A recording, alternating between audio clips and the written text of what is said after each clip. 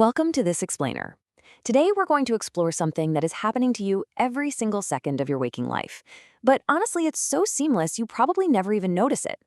We're going to trace the absolutely incredible journey a simple stimulus takes, traveling from the chaotic, noisy environment around us right into the center of our conscious reality. It's a wild ride, so let's just dive right in. I want to start our journey with this thought from Aristotle. When he mentions activities, he isn't just talking about the physical things we do like running or building. He's talking about the sensory and perceptual activities that are just continuously running in the background of our minds. The way we sense the world, the way we pay attention, and how we ultimately perceive everything. These hidden mental activities literally construct our human experience. Okay, just to make sure we don't get lost in the weeds here, here's our roadmap for the chapter. First, making sense of the world. Second, the power of attention. Third, constructing our perceptual reality. Fourth, the principles of perceptual organization. And finally, perceiving space and depth. All right, kicking things off with Section 1, making sense of the world, the raw data of reality. Seriously, take a second and look around the room you're sitting in right now. You might see a table, your computer, maybe a window. But how does your brain actually know those external objects are out there? Your brain is completely locked inside the pitch-black vault of your skull. Well, it relies entirely on the crucial handoff between sensation and perception. Sensation is the raw data. It's just the initial detection by our sense organs. And fun fact, we actually have 7 of these. Beyond the classic eyes, ears, nose, tongue, and skin, we also have the kinesthetic and vestibular systems that tell us about our body's position in space. So sensation is just detecting a shape or a color. Perception, on the other hand, is where the magic happens. It's the process where your brain takes that raw data, recognizes it, interprets it, and gives it meaning. Sensation gives you a red circle. Perception tells you, hey, that's an apple. But here's the catch. Our sensory organs have biological limits. They simply do not pick up everything. The absolute threshold is the absolute bare minimum amount of stimulation required for you to even notice something is there. Imagine a glass of plain water. If you drop in just one tiny granule of sugar, you're not going to taste it. But if you slowly keep adding granules one by one, eventually, boom, you hit a moment where you finally detect sweetness. That is your absolute threshold. Now, the difference threshold is how much more sugar you have to add before your brain goes, oh, wait, this water is even sweeter than it was a second ago. It's all about the minimum changes our physical bodies are capable of detecting. Which brings us to Section 2, the power of attention, filtering the noise.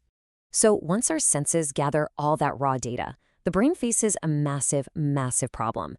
There's simply way too much information. To avoid completely short-circuiting, the brain has to selectively filter this massive flood of incoming stimuli. And that is exactly what attention is. Think of attention as an effort allocation system. It's kind of like a spotlight. It has this really sharp, bright focal point where you are completely fully aware, and then a blurry fringe where things just sort of fade into the background. You experience this all the time, like when you're driving a car while chatting with a friend.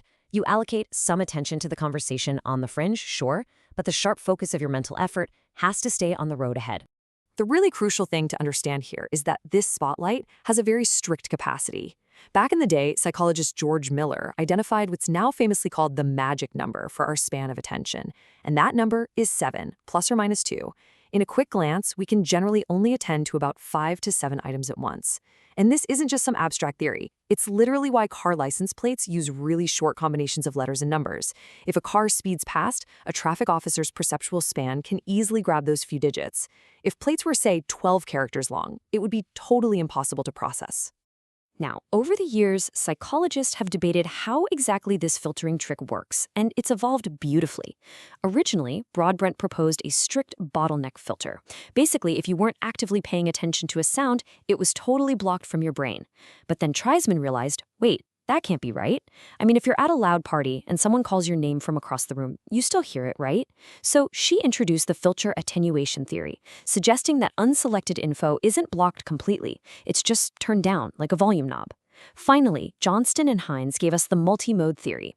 They hit the nail on the head by showing our brain is actually super flexible, letting us select stimuli at different stages depending on how much mental effort we need to spend. It's a highly adaptable system.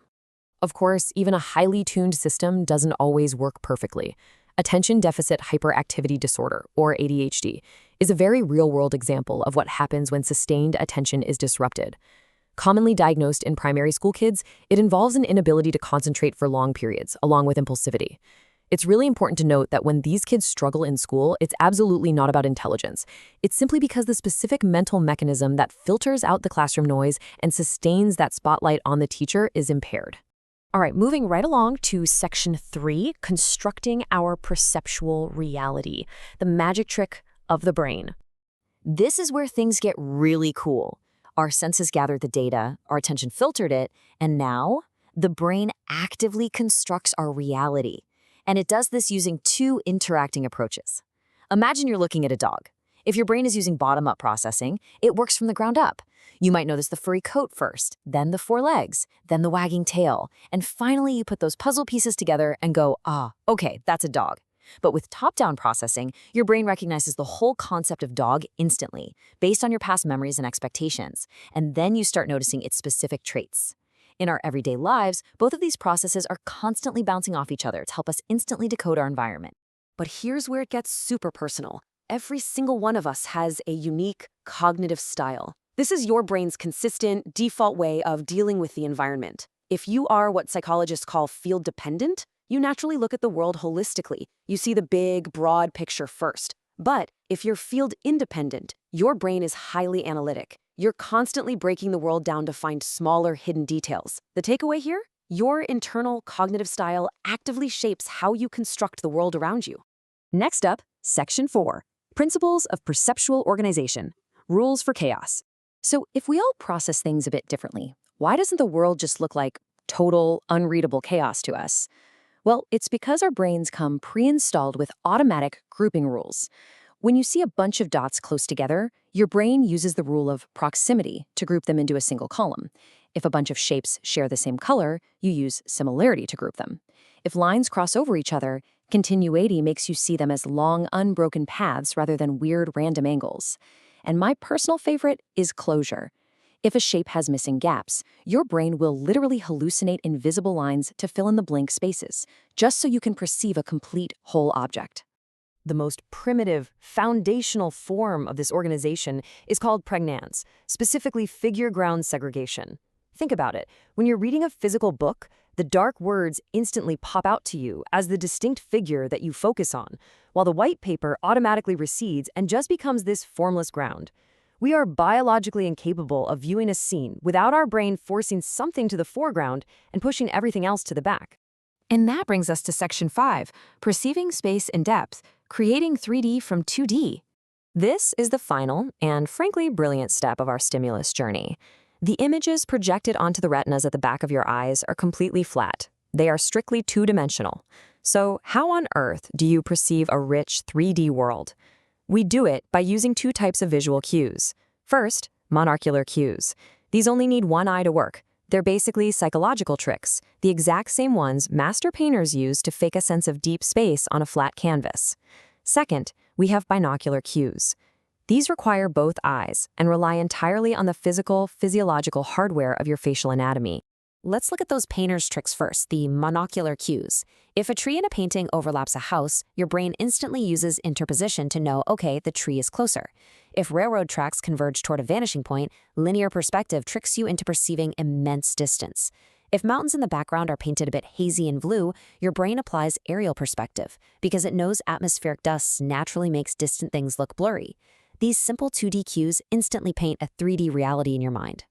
Then there's the physical hardware. Because your eyes are separated by a couple of inches on your face, each eye actually receives a slightly different image of the world. This is retinal disparity. Your brain constantly calculates the difference between those 2 distinct images to compute exactly how far away an object is. Also, you can try this right now. Hold a pencil at arm's length and slowly bring it toward your nose. You will literally feel your eye muscles tightening and working as your eyes turn inward to keep it in focus. That physical feeling is convergence. Your eye muscles are physically firing off depth signals to your brain. Your body is just casually doing complex geometry without you even realizing it. So we've traced the whole journey. We've seen how the raw, chaotic data of sensation is filtered by attention, organized by our brain's rules, and transformed into a rich 3D perception. But I want to leave you with one final kind of mind-bending thought to wrap up this explainer. Since perception isn't just a passive video recording of the world, since it's an active, creative construction built by your specific brain, your personal motivations, and your unique cultural background, Does the person sitting next to you truly experience the exact same reality that you do? If perception is an active construction, then no two people ever truly inhabit the exact same world. Definitely something to keep in mind the next time you try to explain your point of view to someone else. Thanks so much for joining me today, and keep questioning how you see the world.